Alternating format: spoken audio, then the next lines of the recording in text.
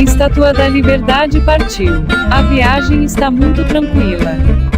Vamos chegar logo. Ih, não era essa a Estátua da Liberdade. É outra. Vamos tentar de novo. Estátua da Liberdade partiu. Parece que agora estamos indo na direção certa. Chegamos. Agora sim. Bom dia, pessoal. Bom dia, Luciana. Bom dia. Bom dia, Bom dia, Eustáquio. Rocha. Rocha tá com penteado aí, acabou de tomar banho, tomou um banhozinho, né, Rocha? Sempre. Tudo bem? Olha aqui, a gente começa essa gravação com as instituições funcionando, né? Todo momento que a gente grava, as instituições estão funcionando, elas não param de funcionar. A gente aqui gravando e a Polícia Federal na sede da Precisa, né? Mas sempre me disseram que a Polícia Federal era manipulada por Bolsonaro. Se ela fosse manipulada por Bolsonaro, ela não poderia entrar na sede da Precisa. Né? As pessoas não conseguem entender essas coisas, que o presidente não tem controle sobre isso. Na verdade, é um bom exemplo esse, porque, na verdade, o que ele fez, ele tentou. Né? Ele tentou, desde o primeiro dia que ele sentou na cadeira de presidente, ele tentou, fica tentando fazer as coisas. E como diz o Eustáquio, as instituições funcionam mal e porcamente, elas mal e porcamente conseguem impedir que ele faça o que ele tenta. Isso. Muito bem. O que eu ia falar, você já falou. Agora deixa a Luciana. E, na verdade, acho que a Polícia Federal está dividida, né? Metade está, uma parte está a favor, uma parte está contra, e aí isso faz com que, em última instância, você tenha investigações, tanto de um lado quanto de outro, né? Verdade, o poder é dividido. Essa é a característica do Brasil. O poder é dividido. Por isso que não dá para ter ditador no Brasil. Até mesmo a nossa ditadura teve que se dobrar ao poder dividido. Quem impediu que as instituições funcionassem, muito importante dizer isso, foi a Lava Jato. Na Lava Jato, as instituições não funcionaram, certo? As violações ocorreram dentro da operação, os abusos, toda aquela relação incestuosa, promíscua. O Tribunal de Porto Alegre não corrigiu, apesar de ter sido instado a fazê-lo mais de uma vez.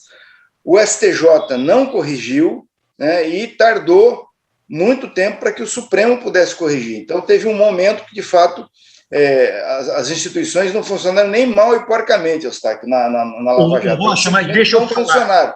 A polícia, eu me lembro que uma ocasião, na sexta-feira da eleição de 2018, eu estava de manhã para ingressar lá na sede da Polícia Federal para fazer a minha visita rotineira ao presidente Lula, e aguardando o agente que ficava lá em cima, eu costumo dizer,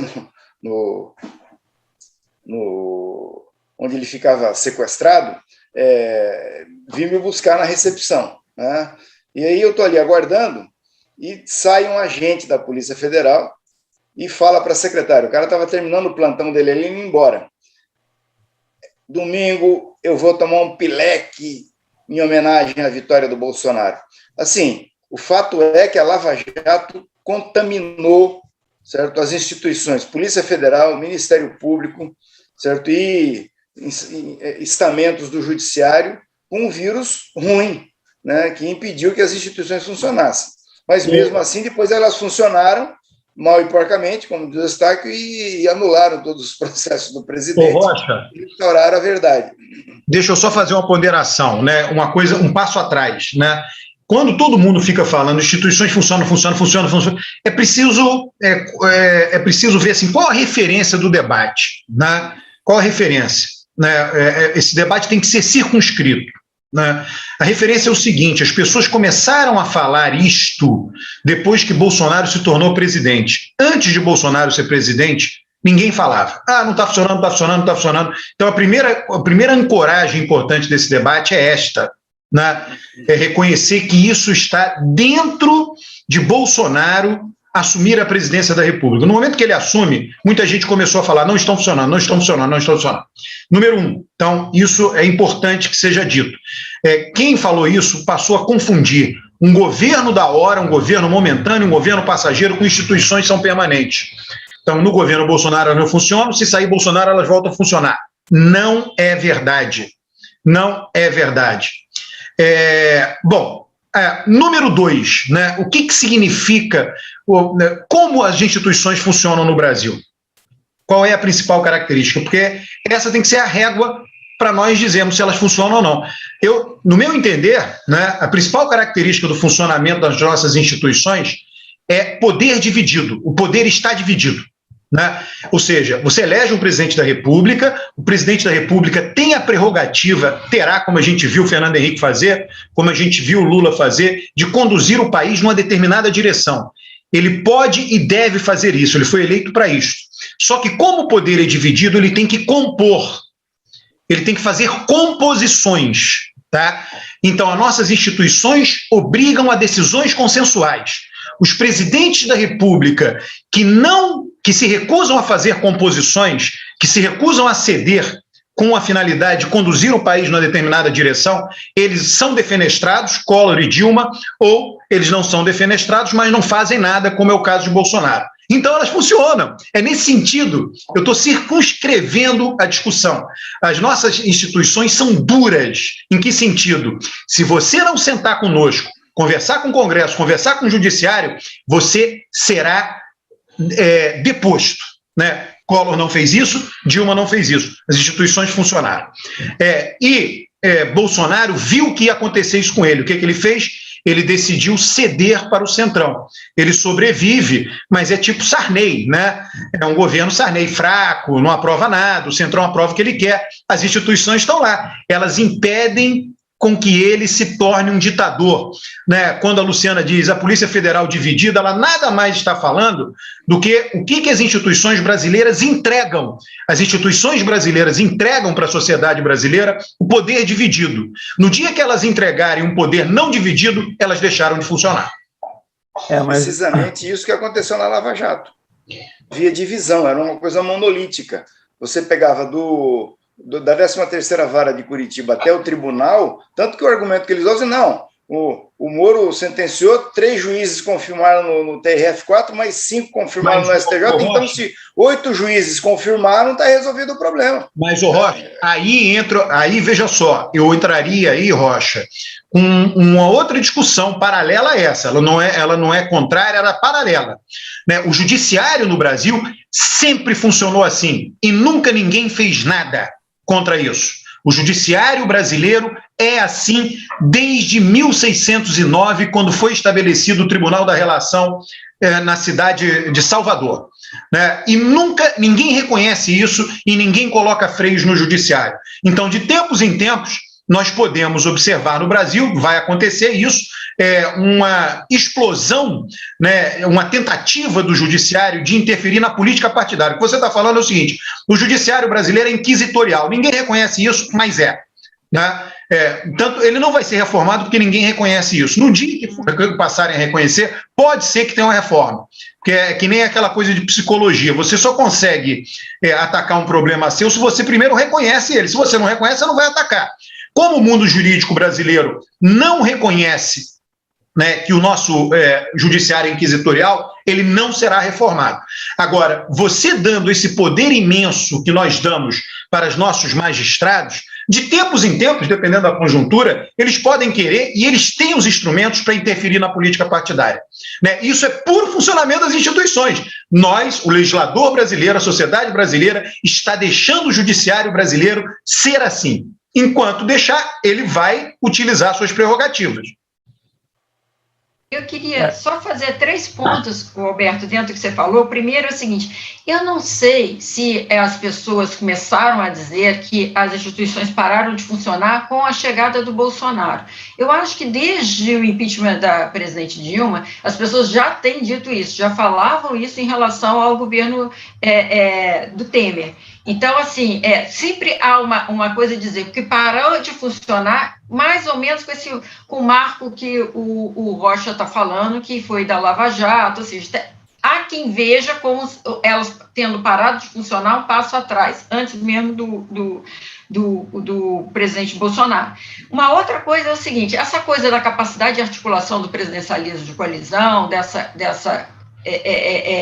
desse poder de dividir, saber dividir o poder, né? Eu lembraria 2 pontos. Mesmo o governo Lula, no primeiro mandato, ele ensaiou ter uma concentração maior de ministérios dentro do PT, começou a ter dificuldade, veio o escândalo do Mensalão, exatamente. E aí ele se recompôs e soube dividir o poder de uma maneira que apaziguou e soube resgatar a estabilidade, sem ficar absolutamente vulnerável como o Bolsonaro está agora. Ô, Luciana, esse seu exemplo, é mais um de vários, né? É um exemplo ótimo ele. Por que você está dizendo? Olha, Lula começou sem experiência de governo, etc. O Lula é inteligentíssimo, ele vai aprendendo, ele leva pancada e diz, opa, tem que corrigir. Né? O Lula é alguém que... Qual é a grande característica das pessoas inteligentes? É aprender a aprender. Né? É a pessoa que sabe aprender. Né? Então, ele é um aprendizado constante. Então, ele chega lá, presidente, né, tenta fazer numa determinada direção, aí vem a primeira crise, ele diz, opa, se eu não corrigir a direção, vou me dar mal. Né? Então, as instituições bateram no Lula e disseram, olha, divida o poder, se você não dividir, você pode se dar mal. Não significa que fosse cair, tem muita coisa envolvida, é complexo, mas ele iria ter dificuldade de aprovar o que ele queria, né? Ia ter um governo cheio de ruídos, ele diz, beleza, eu tenho que dividir o poder. Na hora que ele divide o poder, o pessoal diz, bom, agora, o que você quer aprovar? Vamos lá, vamos aprovando. É assim que é, entendeu? As instituições são assim, Bolsonaro não adianta. Quem é autoritário se dá mal no Brasil. Dilma é autoritária, Bolsonaro é autoritário. As instituições brasileiras não toleram presidentes autoritários. Não tem jeito. Não, mas, Roberto, eu acho que a Dilma, ela errou, é autoritária no sentido da convivência com os outros poderes, etc. Agora, com o Bolsonaro, existe uma questão específica que é um poder atacando os outros. Né? Você vai gente para a rua pedir o fechamento do Congresso, pedir o fechamento do STF, pedir AI-5, ou seja, isso é uma coisa nova. Você mobilizar as pessoas... Blá, blá, blá. Isso é blá, blá, blá. Isso não é nada, não vai ter fechamento de Congresso, não vai ter fechamento de STF. Não vai ter se a sociedade... E aí eu vou colocar uma outra coisa além das instituições. Você fala muito dessas instituições, mas você tem que ver o comportamento da sociedade civil. Mas é claro, as instituições não existem separadas da sociedade, nunca. Você está certo. Então, aí o que está acontecendo é o seguinte, existe um governante no Brasil que está atacando as instituições. Tá? Isso é novo. E está imobilizando as pessoas. Agora, aí você fala o seguinte, a sociedade reagiu, né? Reagiu e evitou uma catástrofe desse sentido. Mas tem que reconhecer o seguinte, que as instituições estão sob ataque no Brasil. Tudo bem, Eustáquio, mas elas estão funcionando. E foi o que eu disse, você está sob ataque, até fortalece, entendeu? Elas têm que estar lá, têm que estar presentes, têm que estar mais ativas. É o que a gente está vendo hoje. Né? Elas estão reagindo. Entendeu? Assim, o que conteve o Bolsonaro até agora, até porque não podia ter manifestação de rua, a sociedade não podia ter gente na rua, o que conteve o Bolsonaro foi a reação das instituições, do Parlamento e do Supremo Tribunal Federal, né, com as medidas, e foram enquadrando o sujeito, mostrando para ele que não é assim que funciona.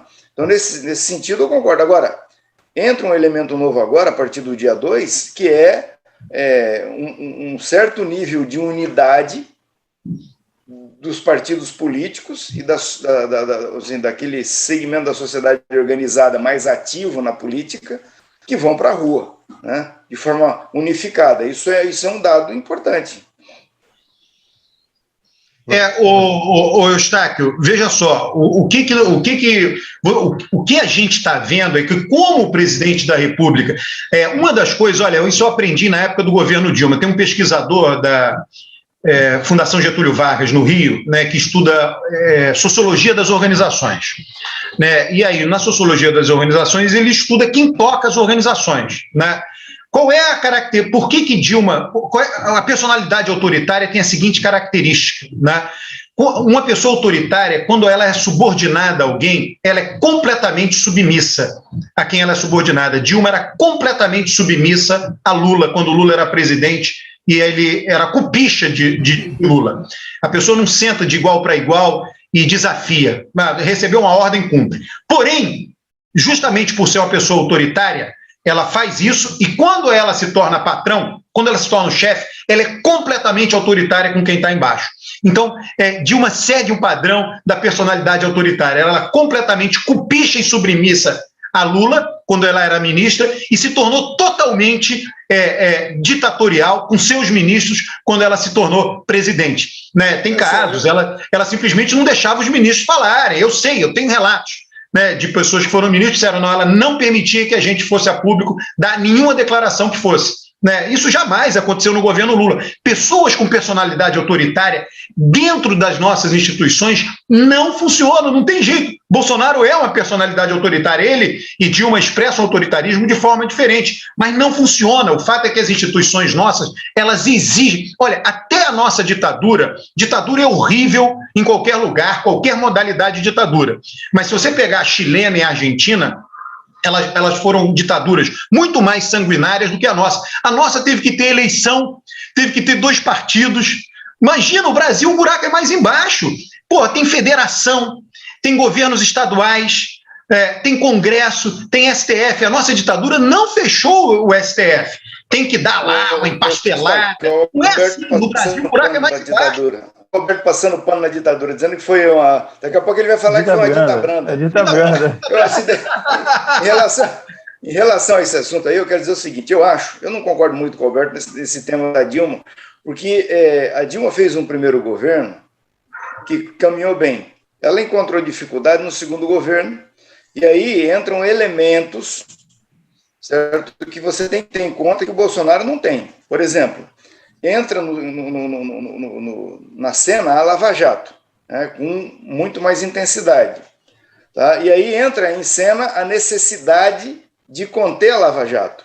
Certo? E a Dilma nunca teve disposição para fazer isso. Se ela fosse autoritária, ela ia chamar a Polícia Federal, como o Bolsonaro faz, e dizer, quero saber o que está acontecendo, eu quero controlar, não pode, eu quero saber de tudo, entendeu? Ia para cima do Ministério Público Federal, do Procurador-Geral para garrotear, ela não fez isso, certo? E pior, ela foi vítima do autoritarismo, do Cunha e da JBS, né, que ela mandava uma medida provisória para o Congresso para produzir desoneração, eles faziam enxertos na medida provisória aumentando a desoneração. A Dilma chegou no momento que ela tinha um orçamento inteiro de desoneração e não conseguia se livrar disso, tentava e não conseguia porque o Congresso não deixava, entendeu? Assim, ela tem esse perfil duro, né? Mas ela pegou um Congresso autoritário e picareta e com a tarefa de derrubar ela, entendeu? Ô Rocha, ela pegou uma situação dessa. Você reage como? Você quer ver a degradação política do governo Dilma? Ela é só ver os presidentes da Câmara. O presidente da Câmara que começou com ela era do PT e do Rio Grande do Sul, estado do qual ela veio. Quem negociou para colocar esse presidente da Câmara lá? Marco Maia, Lula, né, que era o presidente que estava saindo, e né, então ele entregou tudo de mão beijada, de bandeja para Dilma. Toma aqui, te elegi, ainda coloquei um presidente da Câmara do seu estado e do seu partido. Ela acabou como? Entregou, passou o bastão para ela. Olha a degradação política. Acabou como? Com Eduardo Cunha, presidente da Câmara. Política, Roberto, política não tem vácuo. O Eduardo Cunha se elegeu presidente da Câmara no segundo mandato da Dilma. Sim. Ela foi reeleita. Você vai dizer para mim que uma presidente que é autoritária, que não serve para nada, consegue ser reeleita, ela se reelegeu. Sim, sim, não tem nada. Isso é outra coisa. É como o eleitorado está vendo o bem-estar dele. Ela se reelegeu no Photoshop. Mas ela se reelegeu porque ela tinha base na sociedade, ela tinha articulação na sociedade o suficiente para se reeleger. Sim, não tem a menor dúvida. A degradação não foi do governo dela, a degradação foi do parlamento que queria uma coisa que ela não queria. Ô Rocha, o presidente da República tem na mão 25 mil cargos comissionados. Tem um orçamento discricionário de bilhões, né? O tamanho do poder da presidência da República não se compara com o poder da presidência da Câmara. Em política não tem vácuo. Dilma não sentou para negociar com os deputados, não sentou para liberar emenda, não sentou para ouvir quem eles queriam nomear para os cargos. E aí o que Eduardo Cunha fez? Com os poucos recursos que ele tinha, muito menos que a presidência da República, ele começou a pagar pequenas dívidas de campanha dos deputados. Política não tem vácuo. Já que a presidente da República não conversa com a gente, eu vou ficar com esse cara que conversa. Ora, se ela job description de presidente da República, receber os políticos, agradá-los e conversar com eles, ela não fazia, autoritária não fazia isso. Se você estivesse no lugar dela, com a Lava Jato no teu costado, cheio de deputado, o Congresso inteiro sendo investigado, né? Como é que faz o presidente da República? Ele vai sentar com quem? Ela disse, a Lava Jato tem nada a ver com o meu governo. Pronto, e deixou a Lava Jato correr solta. Como é que você faz? Você não usa a Polícia Federal. Você faz o que Lula fez. Alguém com o perfil de Márcio Tomás Bastos no Ministério da Justiça, e essa pessoa tem a delegação de ficar conversando o tempo inteiro. Você sabe que funciona assim. Sim, mas o Márcio não impediu o mensalão. Não, mas você ameniza. Tem um ministro do STJ que quer que um filho seja nomeado ali. Você vai fazendo pequenos agrados, que a gente sabe que o poder funciona assim, né? Recursos simbólicos e cargos. E aí todo mundo vai ficando com você. Poder dividido é assim. Vou dar um testemunho. Deixa eu dar um testemunho para você. Eu acho que a Dilma foi vítima, certo? Foi mais vítima do que algoz, na minha opinião. Na reeleição da Dilma, o presidente Lula veio a Curitiba. E nós organizamos aqui para ele um almoço com o PIB curitibano, com os empresários, na chácara de um empresário aqui em Curitiba. Aí eu fui para lá, aliás, nessa oportunidade, levei para ele de presente uma versão física do livro do Gessé Souza, Ralé Brasileira. Falei, presidente, leia isso aqui. Ele ataca meu livro, A Cabeça do Brasileiro, sem nenhuma evidência empírica. Neste livro aí, ele ataca... Não, mas isso é outra coisa. Alberto, isso é o seguinte, eu vou te contar uma história já. Um cara reclamou pro presidente Lula lá no céu um dia, porra, mas o Gessé Souza fala mal do meu livro, fala mal de mim. Aí o Lula falou, ô fulano, eu não sou catedrático, não sou da academia, não sou autor, mas porra, o cara escreve. Na academia é assim, você escreve uma coisa, o que o outro escreve falando mal do que você escreveu, você tem que levar numa boa. Responde, faz outro livro. Não fica reclamando, não, pô. Genial. Mas enfim, aí nós fomos para esse almoço e o Lula, no discurso dele, ele falou um negócio que eu achei fantástico. Ele falou assim, ele conhecia todos os empresários que estavam no almoço, aí ele dizia o seguinte, ô fulano, quando você vai lá no Palácio, quando eu era o presidente, você chegava lá, certo? Ô, fulano, como é que tá aquele teu time? O Coxa vai cair, hein? Vai cair. Pô, trouxe a minha cachaça, e daí, quando é que nós vamos tomar um vinho? E o fulano e o Beltrano e tal? E abrace, e aí joga meia hora de conversa fora do assunto que não é o assunto da pauta, tá? Aí ele fala assim, com a Dilma é diferente, fulano. Com a Dilma é o seguinte, você entra lá, ela tem uma pauta, você vai sentar, vai conversar com ela sobre o assunto da pauta, na hora que terminou, ela vai embora, se despede de você e está resolvido o problema. Com a Dilma é assim, né? É o jeito dela, tá? Então, eu achei isso fantástico, que dá uma diferença do perfil, certo? Então, as pessoas também têm que compreender, né, esse aspecto, né? Então, eu acho que ela foi vítima de uma camarilha que se instalou no Congresso Nacional, que tomou a presidência da Câmara e que depois tomou o próprio mandato dela, certo? E, na minha opinião, vale muito o fato dela ser mulher. Certo? O pessoal tem dificuldade de tratar com mulher. Né? Porque não vai conversar chega lá e começa a falar sobre futebol, sobre não sei o que, sobre cachaça, com mulher. Não dá para fazer isso. Você vai lá, conversa o assunto da pauta e está resolvido o problema. No primeiro mandato dela, ela não deixou de ser mulher entre o primeiro e o segundo mandato. Ela era mulher, continua sendo mulher, aliás, primeiro mandato, segundo mandato. No primeiro mandato dela, ela aprovou o que ela quis. A taxa de governismo dos partidos, está tudo documentado isso, a taxa de governismo dos partidos da base aliada foi de 92%.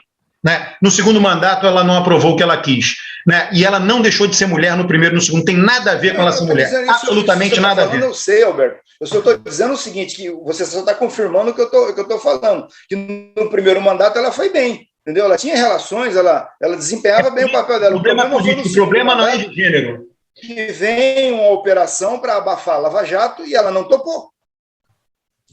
Então, se deu mal, não dá para ter tudo. Não dá para ter tudo. Já que ela não quis, não é nem abafar, não quis sentar, negociar, agradar, atender as demandas. Já que ela não quis fazer isso, o pessoal diz, tá bom, tchau para essa mulher, tchau, querida. É do jogo, entendeu? É do jogo, não dá para ter tudo. Na política, assim, não dá para ter tudo. Não, mas é o seguinte, Roberto, assim, ela quis isso também. Ou não, ou você tem dúvida que chegou numa hora que falou assim, então tá bom, é melhor me caçar, eu ir embora, certo? Vou para a história com caçar do que me meter nessa coisa que vocês estão querendo fazer aí. Não é se meter. Não é meter, o Rocha, não é se meter, pô, tem cargos comissionados, os deputados estão pedindo para nomear, é atender, receber os deputados, saber, tem verba do orçamento, tem que ser empenhado, liberado. Foi na Dilma que os deputados aprovaram o orçamento obrigatório, porque ela não liberava nada. Uma vergonha! Uma vergonha! Certo. Entendeu? Porra, assim, eles tiveram que aprovar isso porque o presidente não sentava para negociar. Atribuindo responsabilidades para ela que ela não tem. O PT já estava no final de ciclo. O PT devia ter perdido aquela eleição de 2014 e não perdeu. Entendeu? E aí tiveram... Luciana, eu diria o seguinte, que se a gente lembrar do primeiro, eu não acho que a Dilma não... Primeiro, eu acho assim, que tem que fazer essa distinção que o Eustáquio falou entre uma personalidade autoritária, né, o seu jeito de ser e tudo mais, e o valor às instituições, a democracia. Eu acho que a Dilma tem um grande apego à democracia de maneira geral, embora ela tenha uma personalidade... a democracia onde ela manda sozinha. Mas ela respeita. Agora, por outro lado, eu também não vejo ela como vítima 100% pelo seguinte. Mesmo essa estratégia de deixar a Polícia Federal trabalhar e tudo mais. Vamos lembrar, no primeiro mandato dela, eu não vou me lembrar agora exatamente como os ministros que cair. Mas ela vinha com o governo do Lula, né? Então, o Lula indicou fortemente os ministros do governo dela, do primeiro mandato do governo dela, e ela começou ali, logo no início, fazer o que ficou conhecido na ocasião como uma faxina da Dilma. Ela permitiu que houvesse, quando houvesse denúncia, ela demitia o ministro, e isso repercutiu. Essa faxina da Dilma, mais a economia, aquele bom desempenho inicial, refletiu para ela, né, trouxe para ela uma avaliação inacreditável. Naquele início, ela estava quase superando o Lula. Então, minha percepção é que ali ela encontrou, né, ela vislumbrou uma maneira de, quiçá, colocar o seu jeito de ser naquela gestão. Então, o próprio trato com os ministros foi um trato difícil, ela substituiu muitos ministros ao longo do seu mandato.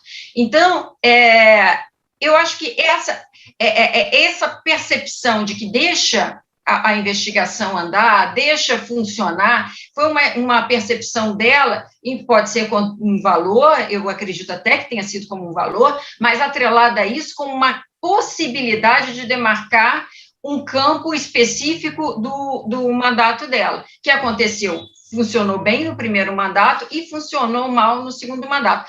Agora, eu volto a dizer, também funcionou mal, também ela ficou tão vulnerável no segundo mandato por causa da economia. Parece repetitivo dizer isso, mas o desempenho ruim da economia logo nos 3 primeiros meses também fragilizou muito, porque quando a economia está funcionando muito bem, as denúncias de corrupção têm menos impacto.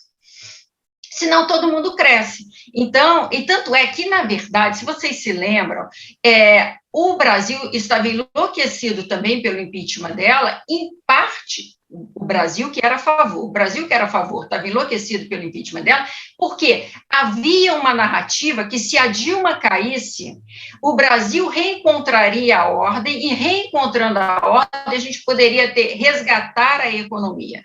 Esse é um apelo que era muito forte. Muitas das pessoas que apoiavam o impeachment da Dilma mal falavam de pedalada fiscal, que nem sabiam o que era pedalada fiscal. Diziam dizia era justamente dessa narrativa de maneira geral. Então, eu só colocaria essas duas coisas. Eu colocaria que eu acho que a economia prejudicou muito, e eu acho que essa estratégia de deixar fiscalizar, eu acho que pode ser um valor dela, concordo, mas eu acho que também podia ser uma estratégia que ela vislumbrou e não sabia que o negócio ia dar como aconteceu. Luciana, qual era o partido que tinha maior quantidade de cadeiras no Senado e na Câmara? PMDB. O que ela fez para o PMDB? Entra no Google agora. Eu quero ajudar o Kassab a fazer o PSD para deslocar o PMDB do meu governo. Peraí, você acha que tem chance de dar certo um negócio que você, presidente da República, quer bater de frente com o maior partido que tem a maior quantidade de cadeiras na Câmara e no Senado? Não tem como dar certo. E fala isso publicamente, nos jornais. Ajudou efetivamente o Kassab. E o Michel Temer como vice, né? O principal é isso. Insanidade completa. Uma insanidade completa. Raposa, não tem como dar certo. A raposa... E ajudou o Kassab. E o Kassab fez o partido. E ela prejudicou o MDB. Roberto. O MDB vai dizer, não confio nessa figura. Porra! Entendeu? É simples assim. Roberto, a questão é o seguinte, já que você está com esse discurso misógino hoje, não, vamos deslocar. Isso, hein? Vou derrubar você aqui da conexão, hein? Vou censurar você. Vou dar uma de Dilma aqui. Vou derrubar você da conexão. Não, assim, com todo respeito. Vamos dar o foco para a Argentina. Não, e o seu xará lá, o Alberto, a notícia que saiu agora é que ele não vai poder viajar para o exterior para não deixar o governo com a Cristina. Então, já que você bateu na Dilma, agora bate um pouquinho na Cristina também. Isso aí deixa eu falar sobre esse assunto, que eu li muito ontem e hoje a respeito disso. Não, isso eu vou perguntar. Rocha, antes de você... eleição, estou acompanhando. Rocha, só uma frase para já te provocar. Lá a disputa entre gastadores e responsáveis fiscais. Vai lá, pega isso aí. Os responsáveis fiscais conseguiram produzir a obra de tomar uma surra. São gente para ver. O partido do Fernandes foi massacrado nas urnas por causa dos responsáveis fiscais, os caras que não querem gastar. E ela vai perder a eleição se ficar ouvindo essa gente. Então é o seguinte: o que aconteceu? Terminou a eleição, uma derrota estrondosa do partido. O Alberto vai para a televisão e faz um discurso, certo? E no discurso ele fala que precisava rever, né? Precisava refletir, rever e tal. Numa situação dessa, quando você tem um ministério de gente razoável, de gente de bom senso, acontece o quê? Os ministros colocam o cargo à disposição do presidente para que ele fique à vontade, para ele poder fazer o que ele está falando que vai fazer, que é uma revisão, né? Um rearranjo. Né? Então, os ministros verbalmente colocaram o cargo à disposição. Tá? Aí, o que a mídia faz? A mídia vai no ouvido do Alberto Fernandes e fala, os caras, a Cristina que está querendo te derrubar. Certo? Aí, o Alberto cai na fria de dar ouvido para o pessoal da mídia e parece que falou em off alguma coisa e que atingiu a Cristina. O que a Cristina fez? Reagiu publicamente e aí os ministros pediram formalmente demissão, apresentaram a demissão por escrito. E criou uma crise, eu acho que essa crise vai ser superada rápido. Entre os dois, eu fico com a Cristina, eu acho que ela tem razão, porque qual que é o debate? Essa eleição que teve foi uma prévia, tá? Uma prévia para a eleição que vai acontecer em novembro, eleição parlamentar. A derrota na prévia é um absurdo, certo? Ou você dá uma resposta imediata, certo? Para ficar claro para o eleitorado que você vai tomar providência, ou você vai ter reproduzido na eleição de novembro o que aconteceu na prévia. Então, o que a Cristina está dizendo? Nós temos que tomar providência já, limpar o ministério, demitir todo mundo e refazer para mostrar claramente para o eleitorado que nós estamos mudando. Né? E o Alberto quer esperar o resultado da eleição de novembro para daí fazer as mudanças. Então é o seguinte, depois que perder mesmo na eleição de novembro, não adianta mais. O leite vai estar derramado. Então essa é a diferença que está lá. Eu acho que a Cristina tem razão, ela está certa, tem que limpar já. Né? Parece que ele tem burocratas no governo que impedem que se tomem as medidas que tem que tomar, né, para combater a fome, a desigualdade, a inflação, e o governo não está andando por causa dessas amarras aí que esses caras ficam colocando. Então, esse é o problema. Eustáquio, é a sua vez aí, que eu já sei que Eustáquio, a cabecinha dele, pela fisionomia dele ali, ô Rocha, e você estava falando ali, a cabecinha dele ali estava ali, ó. Eu vi que estava mexendo tudo. Não, mas eu realmente, assim, eu não tenho condições de falar, assim, com detalhe a situação da Argentina, né, mas fica evidente, o Rocha, que, quer dizer, toda essa política, quer dizer, quando a Cristina e o Alberto tomaram posse, é o quê? É um governo que vai se contrapor ao Macri, né, as medidas do Macri, que vão fazer aquilo que você gosta de falar, vão incentivar a economia, etc. E a questão não deu certo.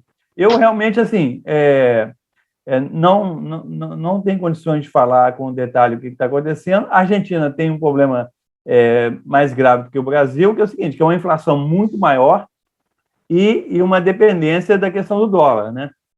A questão externa para a Argentina é muito mais grave do que no Brasil, porque o Brasil tem um colchão aí de reservas internacionais muito grandes. A balança comercial do brasileiro vai bater todos os recordes esse ano, e na Argentina isso não acontece. Então, com o dólar alto, né, com a inflação alta, fica, e obviamente com déficit fiscal, etc., fica muito difícil administrar, né? Mas realmente, assim, eu não sei se essa solução vamos dizer assim, a alternativa da Cristina, ela vai ter mais sucesso do que a alternativa do Alberto Fernandes, né? Realmente, assim, eu não tenho condições de me posicionar em relação a isso. Eu também fico na dúvida, sabe, Eustáquio? Porque a questão é a seguinte: o que você tem? Você tem o Macri saindo, né, e deixa uma frustração com o modelo mais liberal, e deixa o país mais vulnerável, mais pobre, e aí volta o peronismo com uma expectativa, né, de um governo que seja a cara do peronismo, né, e com uma promessa, né, que seja a cara do peronismo, que dê essa base de assistência social e tudo mais. Aí, quando ele chega e toma o poder, ele não entrega o que ele havia prometido, então ele frustra a população. Aí, agora, a estratégia, o discurso é que é impossível fazer isso, dada essa vulnerabilidade da pressão exterior, a situação do FMI, a necessidade de cumprir, né, metas econômicas, superávit que possa pagar. E uma coisa e aí fica esse impasse, que ou faz uma coisa, ou cumpre as metas, né, do FMI, ou entrega para a população. Então, está esse impasse, aí não se sabe o que vai ser feito. E agora, de novo, a questão do discurso, o gap entre o discurso da campanha e o que dá para fazer depois, né? Que sem querer voltar um pouco o discurso da Dilma, e eu já vou voltar, já vou tirar, que foi também o que aconteceu no segundo mandato com a Dilma. Dizer que ia continuar podendo ser dessa forma, e depois não pôde. Então, essa questão dos ciclos econômicos. Agora, voltando para a Argentina, uma coisa que eu não consigo entender muito bem, também não sou conhecedora da economia da Argentina, é essa enorme vulnerabilidade que eles têm em relação ao dólar, né? Toda hora você tem uma situação, a economia deles parece ser muito mais frágil. Eu não sei se é uma indústria que não é desenvolvida, uma enorme dependência externa, eu não sei o que é, mas, de fato, você tem uma dependência muito grande em relação às variações do dólar, que acabam deixando o dólar alto. Agora, vulnerabiliza dessa maneira a economia. Né? Inclusive, ele fala, o ministro da Economia fala, olha, da dependência, isso também é um discurso que sempre acontece com os governos, né? Quando a situação está muito ruim, você responsabiliza outro, né? Então, a ideia, olha, é difícil governar com essa pressão. Vou mostrar aqui para vocês, aqui, eu tenho um livro que eu tenho aqui no Kindle, aqui, ó, estão vendo aí? Isso aqui é o título dele, é o que? Sightlines, né? A Odisseia dos Estádios. É um cara que escreveu sobre os estádios de futebol. Aqui está o capítulo, esse capítulo aqui, ó, capítulo 3, Cidade dos Estádios. E depois, capítulo 6, Cidade dos Estádios 2. Vocês sabem que cidade do estádio é a cidade dos estádios? É a cidade do mundo que mais tem estádios de futebol. Essa cidade se chama Buenos Aires. No mundo, a cidade que mais tem estádios de futebol é Buenos Aires. Por quê? Porque o futebol explodiu, né, no período que a Argentina era riquíssima. O PIB per capita da Argentina, no início do século XX, era igual ao da Alemanha. O Brasil era um país pobre, tinha aquele negócio, depois começou a ter voo internacional, os europeus fretavam, pegavam voos, né, iam assistir óperas no Teatro Colón, no centro de Buenos Aires, e só paravam ali naquela selva, ali naquele país de macacos, ali só para reabastecer o avião para continuar a viagem para a Europa do Sul. A Argentina foi um país riquíssimo, né? E aí, Rocha, é um pouco assim, eu olho para o curto prazo, né? Eu sou analista, eu não sou político, enfim, eu não corro atrás de voto, meu ponto de vista é o ponto de vista da análise, né? Então você pega o grande quadro, a perspectiva histórica, né? A Argentina, há muitos anos, né, ela é um país da gastança, né? É insustentável o setor público. Vai te provocar aí, Rocha. Não, mas veja só, a cidade dos estádios já foi um dos países mais ricos do mundo em termos de PIB per capita. É claro que são vários fatores que levaram à decadência da Argentina, e é uma decadência histórica, secular, que não para de acontecer. Pior, não se industrializou, acumulou com a venda, né, de commodities, né, enfim, carne, etc., e não aproveitou aquilo para se industrializar, né? Você vê, nós fizemos a Embraer, eles quase fizeram uma companhia idêntica à Embraer lá e não foi adiante. Enfim, tem mil motivos, mas um dos motivos é que o setor público lá, ele drena recursos da sociedade a perder de vistas. Né? É um fato, né? Eu estou falando do ponto de vista da análise. É claro que no curto prazo, Alberto Fernandes pode salvar a pele dele, né, Cristina, etc., gastando mais, etc. Mas o fato é que a Argentina vislumbra isso, né? Ela não sai do buraco, ela não consegue sair do buraco. Né? E o buraco da Argentina, um dos motivos do buraco da Argentina é fiscal. Né? Isso não sou eu que estou dizendo, isso é histórico. Né? A cidade mais rica do mundo, ou pelo menos uma das mais ricas, porque é a cidade dos estádios, né? Porque o futebol era muito popular, enfim, até hoje, muito popular, e era muito rica, com muita gente morando ali. Então, qualquer bairro que você vai em Buenos Aires tem um estádio. Né? É impressionante isso. E o que você faz com um país desse? Um país fantástico, um povo fantástico, entendeu? Tenho minha rivalidade com a Argentina, me divirto com ela, mas você não tem, né, enquanto eles não tiverem uma espécie de pacto, né? E o que eu acho? Aí, Luciana, muita gente analisa o peronismo como um movimento de esquerda. Outros dizem que não. O peronismo cabe qualquer coisa dentro dele. Né? O peronismo é um movimento, tanto é que o Menem foi peronista. Né? Então, você leva o movimento para o lado que você quiser. Né?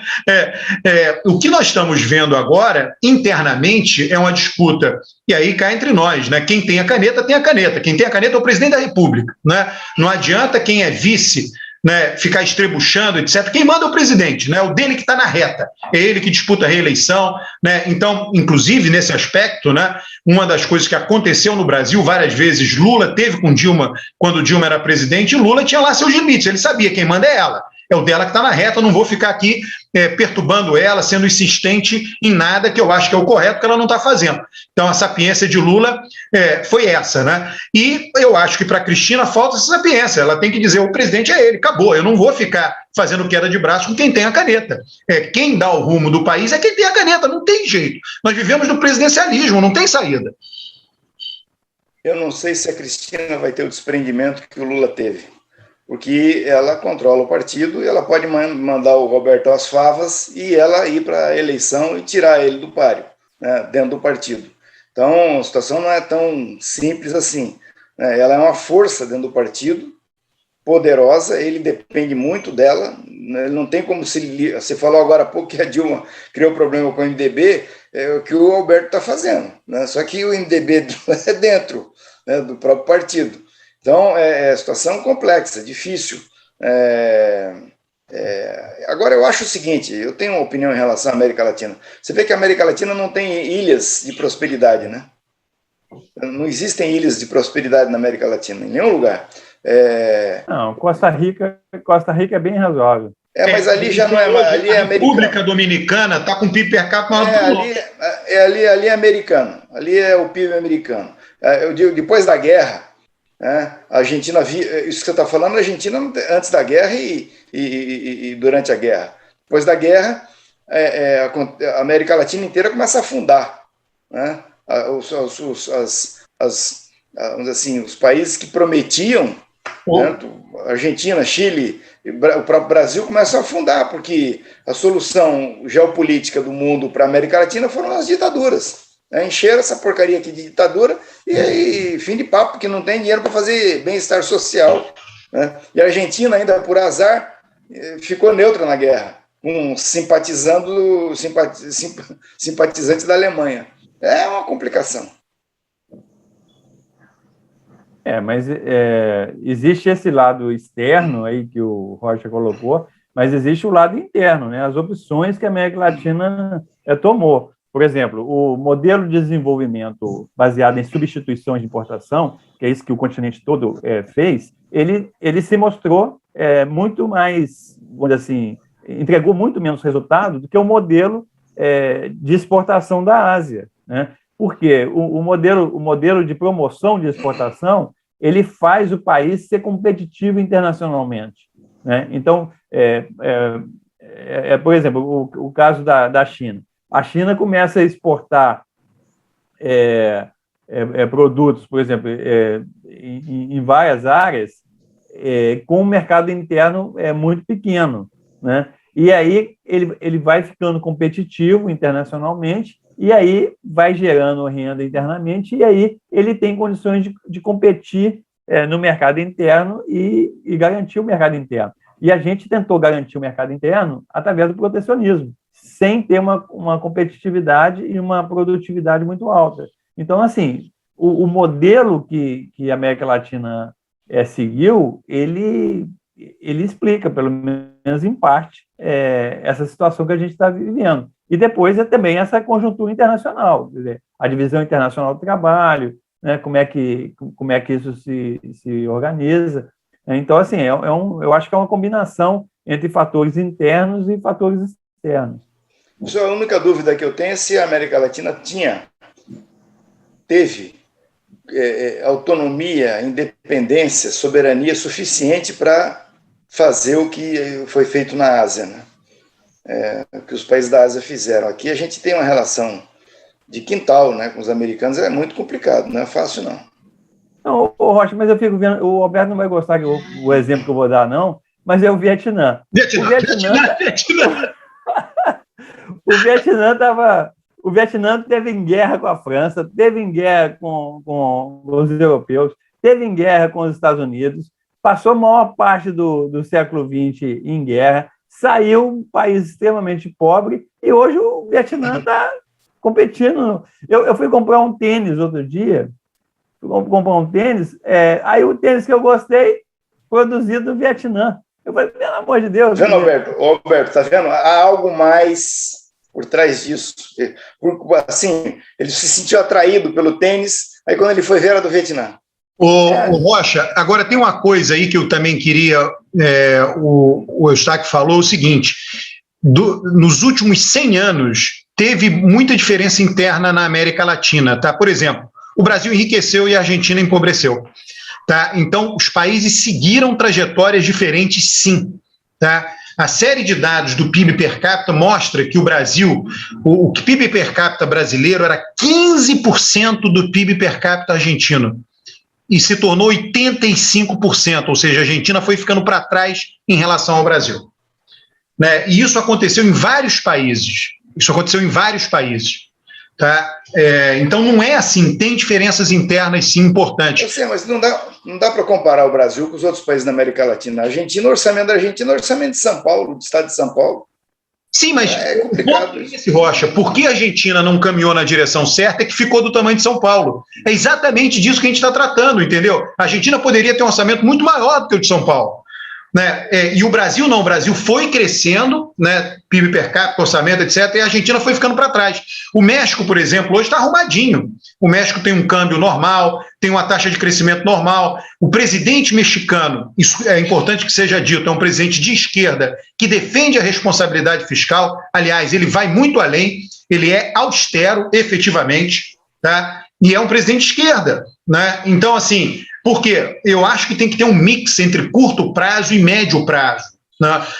E as instituições que não conseguem prover isso, e aí, Eustáquio, tem instituições, o nosso mundo, não dá para você pegar e dizer assim, ó, você só vai ter instituições que vão empurrar para um lado, né? Nós vivemos num mundo, se você pensar, tudo pode ser meio aleatório, você tem uma curva normal de qualquer coisa, né? Você tem uma curva normal de instituições. No extremo tem as instituições que levam os seus políticos a gastarem muito, nos outros tem as instituições que levam seus políticos a serem muito austeros, e no meio tem o meio termo, né? Você está no mundo aleatório, alguns vão, mas o resultado final é que vai ser diferente. Né, você pegar, por exemplo, né, um país como a França. Eu estava vendo outro dia, a última vez que a França teve superávit primário foi em 1974, é risível. Última vez que a França teve superávit primário. Quem é que hoje ultrapassou a França, vem ultrapassando já há muito tempo a França? A Alemanha. Que você tem a responsabilidade fiscal é importante para o bem-estar da sociedade e para o desenvolvimento da sociedade. Né? E isso não é um valor na esquerda. É compreensível que não seja, mas é importante que seja dito também, do ponto de vista da análise. Né? Se eu estivesse disputando a eleição, todo político é gastador. Né? Eu não sou político. Todo deputado é gastador, em todos os lugares do mundo. Né? Não tem nada mais gastador do que um Congresso. Mas é o seguinte, eu queria dizer em relação a isso o seguinte, os governos do PT foram governos de muita responsabilidade fiscal. Lula. Lula. A União Soviética e a China são países com muita responsabilidade fiscal. Então, essa coisa de esquerda não tem responsabilidade fiscal, isso é lenda. Né? A esquerda não tem. Eles acabaram de derrubar 15 prédios mostrou essa explosão, viralizou o vídeo. 15 prédios de 40 andares, né, que o governo lá financiou e que não vendeu. Né? Então, a China tem 23 balas. Por que não tem trem-bala nos Estados Unidos? Alguém já pensou isso? Os Estados Unidos têm tecnologia para trem-bala. Por quê? Todo transporte público ele é subsidiado. Tá? O trem-bala é o maior subsídio possível. Você vai para a Espanha, Luciana. Cara, em 1992 eu peguei um trem-bala de Sevilha para Madrid. Eu não entendi nada aquilo ali. Né? AVE, né? Cara, como é que um trem-bala liga Sevilha a Madrid? Por quê? Porque foi decisão política. Né? O governo de esquerda, Andaluzia de esquerda, botou trem-bala é a coisa mais deficitária que existe para você ganhar uns minutinhos na viagem. A China tem 20 linhas de trem-bala. É insustentável. Assim, você está falando um negócio. Você está falando um negócio aí que eu ia justamente falar em relação à América Latina. Essa coisa de ter trem-bala em Portugal, na Espanha, na Grécia, nesses lugares, isso é porque foi uma política do Fundo Monetário, do Fundo Monetário Internacional Europeu, lá do Banco Europeu, de estabelecer metas de desenvolvimento e de crescimento para os países. Né? Então tem o dedão lá do Banco Europeu nessa história aí. Não é uma coisa que Portugal resolveu fazer. Fez porque era a política do Banco Central Europeu que se fizesse. Na Espanha tem muita crítica sobre isso, essa coisa de fazer o trem-bala para encurtar a vida de quem anda de avião. Quem é que anda de avião? Entendeu? Para que eu vou fazer trem-bala? Para ter contrato o resto da vida. Não tem cabimento, né? O custo absurdo para você atender uma população que não tem que ser atendida. Agora, eu não sei se a Luciana tem, mas eu gostaria muito de saber se alguém algum dia fez um levantamento, um estudo do resultado das intervenções do Fundo Monetário Internacional na América Latina nas décadas de 50, 60, 70 e 80. Certo? Eu acho que se alguém algum dia fizer esse estudo, vai mostrar uma tragédia completa, porque as intervenções do fundo normalmente redundaram em fracasso. Eles têm muita culpa no que aconteceu na América Latina. Então, disso aí, o Rocha, tem estudos que mostram, né, sobre o impacto externo na economia, até questionando qual que é o poder do presidente em, de fato, pautar essa economia diante de constrangimentos externos, seja de tipo de fundos como esse.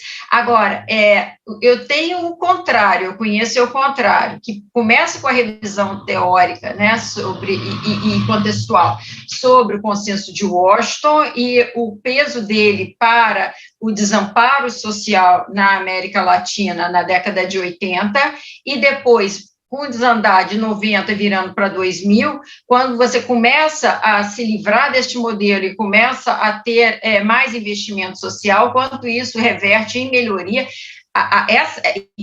Esse investimento social que foi feito no meados da década de 90 e início de 2000 na América Latina, aumentou enormemente todos os índices, sejam objetivos da economia, sejam subjetivos de sensação de felicidade, de satisfação com a democracia, de satisfação com os governos, ou seja, isso teve uma explosão, e aí agora a gente vê meio retrocesso disso tudo, né? Olha só que legal aqui, só para compartilhar aqui, ó que legal isso aqui, Eustáquio, isso aqui eu peguei daquele Madison Project, né? Isso aqui no longo prazo tá perfeito, eu não transformei o câmbio, tá? Mas não tem problema, porque no longo prazo eles são equivalentes. Aqui, ó, é o PIB per capita do Brasil como proporção do PIB per capita de cada país aí. Então, olha o México aqui, ó. Em 1895, o nosso PIB per capita era 50% do PIB per capita do México. E aí nós fomos nos aproximando do México, hoje estamos lá muito próximos do PIB per capita do México. Olha a Argentina aqui, a Argentina é esse aqui, ó. Nós éramos, na virada, 1900, 15% do PIB per capita da Argentina. Olha aqui nós vindo aqui, ó. Olha a Argentina ficando para trás, ó. E o Brasil crescendo. Aqui, ó. Tá? E mesmo aqui a guerra. Olha a Itália. Nós, depois da guerra, o nosso país, nós chegamos a 70% do PIB per capita da Itália. 40% do PIB per capita da Alemanha. Isso aqui é o pós-guerra. Aí depois eles voltaram a se desenvolver. Então, isso aqui mostra que tem diferenças importantes. Era isso que eu estava aqui procurando, viu, Rocha? Diferenças importantes internas na América Latina. Que o Brasil o Brasil se acelerou muito em relação à Argentina e México. O Brasil, no início do século XX, era muito atrasado, tanto em relação à Argentina quanto em relação ao México. E aos países europeus aí que estão aí. Nós nos aproximamos desses países. Eu sei que o Eustáquio não gosta desse dado, porque é um dado que mostra uma melhora efetiva do Brasil. E uma aproximação do Brasil. Isso daí vai deixar o Eustáquio deprimido. Eu lamento que hoje seja sexta-feira, o Eustáquio vai estragar seu fim de semana. Mas o Brasil melhorou e se aproximou desses países. Você está atacando o pessimismo do Eustáquio. Você fez isso tudo para atacar o pessimismo dele. Não, aí, Roberto não perde. Atacou errado, porque é óbvio que eu sei que o Brasil melhorou em relação à Argentina, melhorou. E outra coisa, Alberto, se você pegar a Venezuela, o Brasil melhorou 1000 vezes, porque em 1980, a Venezuela era a renda per capita mais alta da América Latina, e agora é a mais baixa. Então, se você comparar Brasil com Venezuela, nós demos um salto fantástico. Agora... O cara apela, esse rapaz, ele apela mesmo, hein, Eustáquio?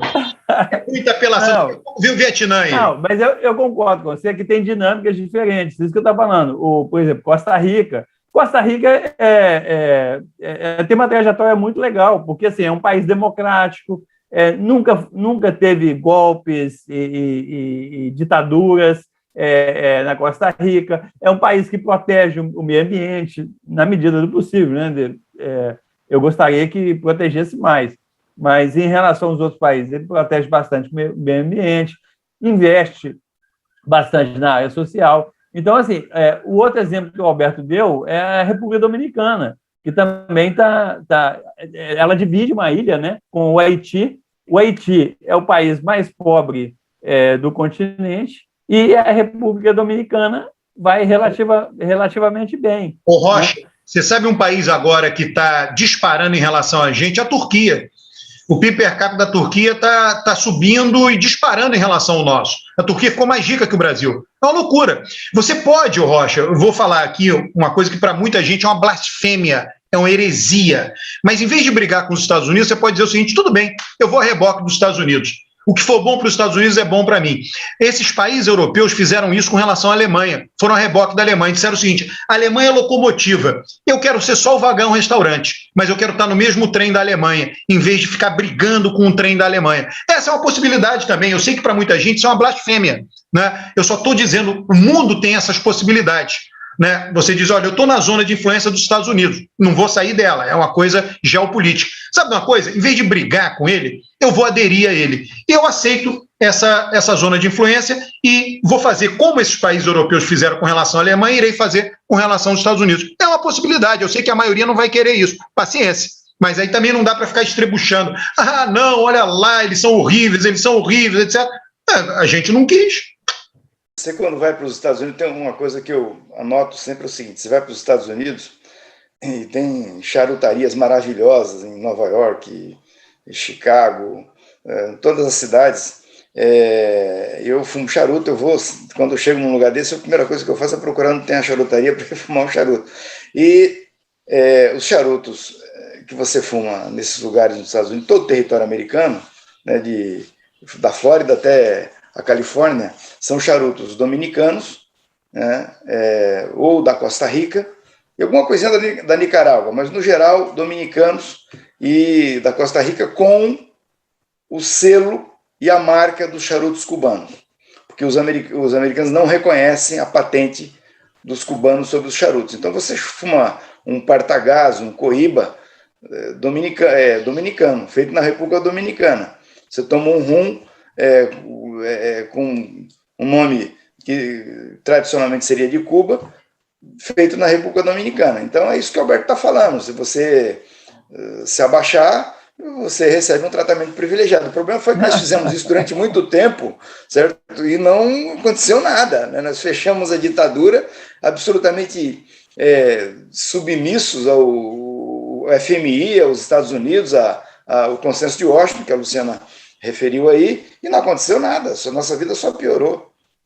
Deixa eu só falar uma coisa. Primeiro, eu acho interessante isso, Rocha. Alongando aqui, olha, vamos caminhar para o final. A turma agora de... Luciana, eu te interrompi. Nós três, eu andei lendo os comentários semana passada, somos machistas, fomos muito criticados semana passada. E hoje só você falou, por causa da Dilma. Ô Rocha, é o seguinte, hoje eu interrompi muito Eustáquio. Você vai ser muito criticado essa semana. Mas olha só, o pessoal... Luciana, nós somos machistas? Responde para o pessoal que fica... Você acha que nós somos machistas em relação a você, Luciana? Não, eu até entendo, porque as pessoas... Primeiro, eu acho assim, que eu sou mais tímida mesmo para falar e tudo mais. Agora, então, as pessoas, na verdade, sentem um pouco falta disso, às vezes eu falar um pouco mais, e às vezes quando eu estou desenvolvendo, interrompo, mas eu acho que chama mais atenção pelo fato de eu ser mulher, porque vocês também interrompem entre vocês, né? Então, acaba passando mais isso, mas eu me sinto bem quem aqui. mais sofre aqui sou eu, Luciano. Quem mais sofre aqui sou eu. Rapaz, mas o cara é chorão mesmo, cara. Meu Deus, vai ser chorão assim. Então, mas deixa eu só te falar uma coisa, a questão é o seguinte, o Rocha falou essa coisa de toda vez que ele chega numa cidade que ele vai procurar o charuto, eu também, toda cidade que eu vou nos Estados Unidos, a primeira coisa que eu faço é procurar a boa casa de jazz, né, então eu tenho esse hábito também, é legal saber que as pessoas têm esse hábito, eu gosto dessa coisa. E uma coisa sobre a Costa Rica, na Costa Rica eu passei uma experiência muito interessante. Eu peguei primeiro que você corta a Costa Rica em poucas horas, né? Isso é bastante interessante. Então, eu peguei um táxi e fui de táxi, pedia que ele me levasse de São José até os vulcões. E aí é maravilhoso, porque você passa por aquelas plantações de café no meio da mata, aquilo é a coisa mais linda do mundo, né? E eu fiz aquilo até subir para ver o vulcão. E uma das coisas que eu achei mais interessante foi, quando falei que eu era do Brasil, a primeira coisa que ele falou é que era doido para conhecer o Brasil, o motorista de táxi era doido para conhecer o Brasil, mas não era para conhecer o Rio de Janeiro, nem o Carnaval, nem nada. Ele tinha muita vontade de conhecer a Amazônia. Então, você percebe esse apego pelo meio ambiente enquanto um valor mesmo entre eles, né?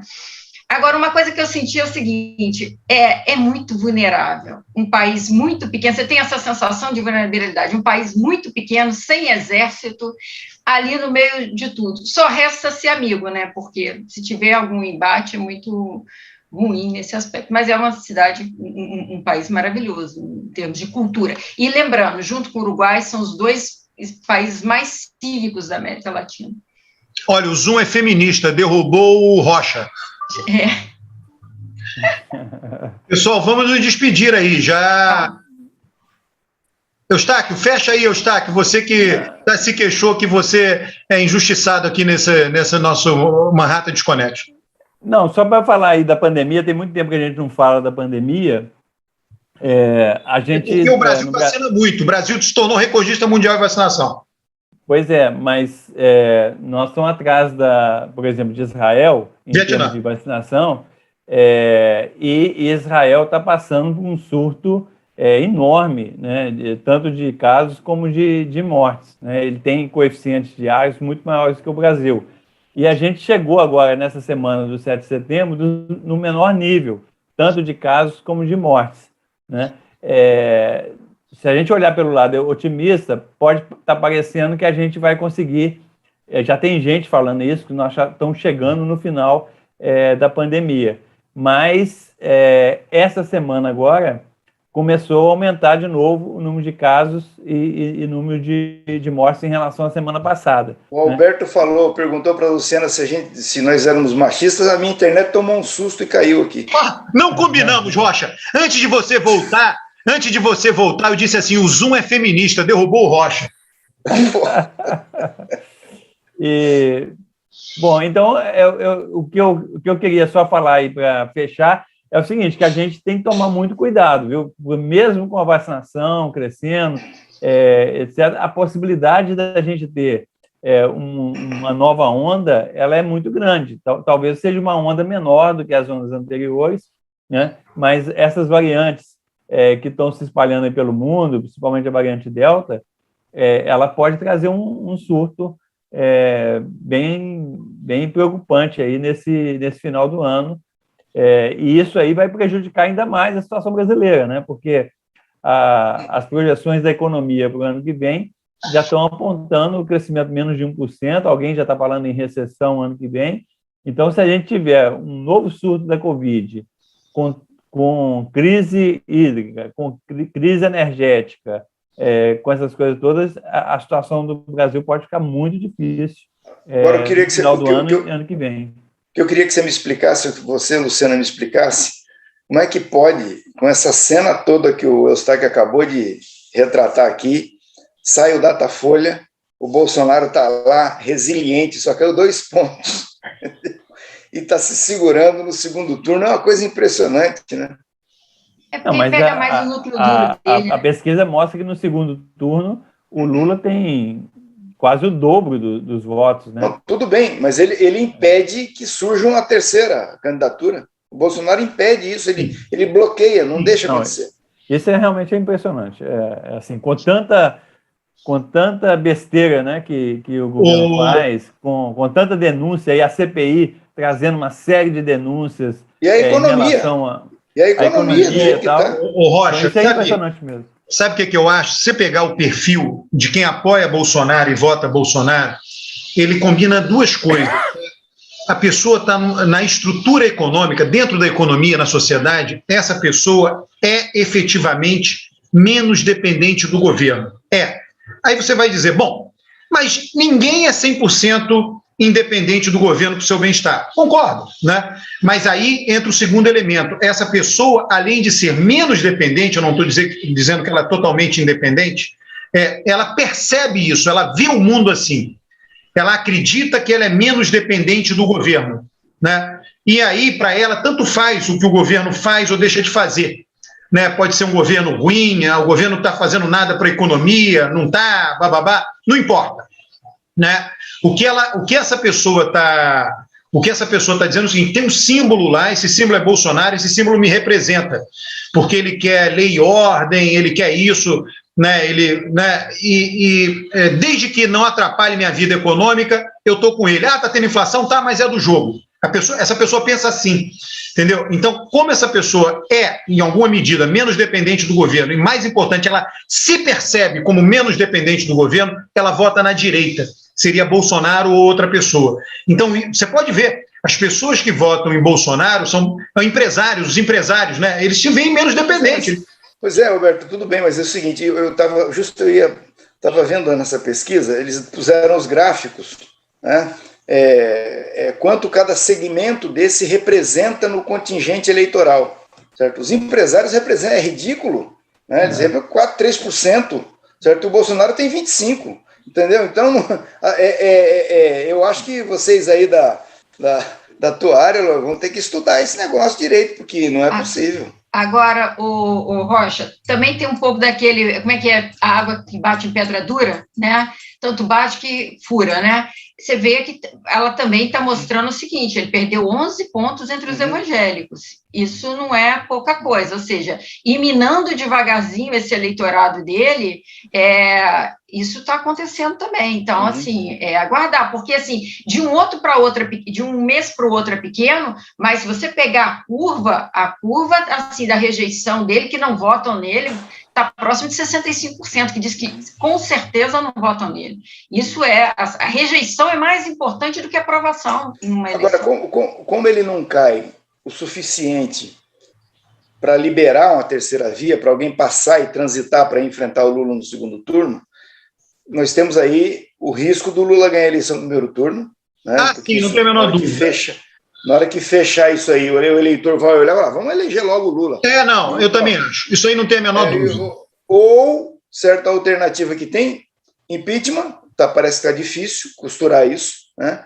A decisão do TSE para inviabilizar a candidatura dele eu acho complicada, porque não dá tempo, por causa dos recursos, né? E o negócio de convencerem ele a fazer um pacto com ele para ele desistir, né? O que eu acho complicado também, porque como é que ele vai... Tudo bem, eu faço um pacto, eu desisto, vai concorrer quem aí? O cara ganha do Lula?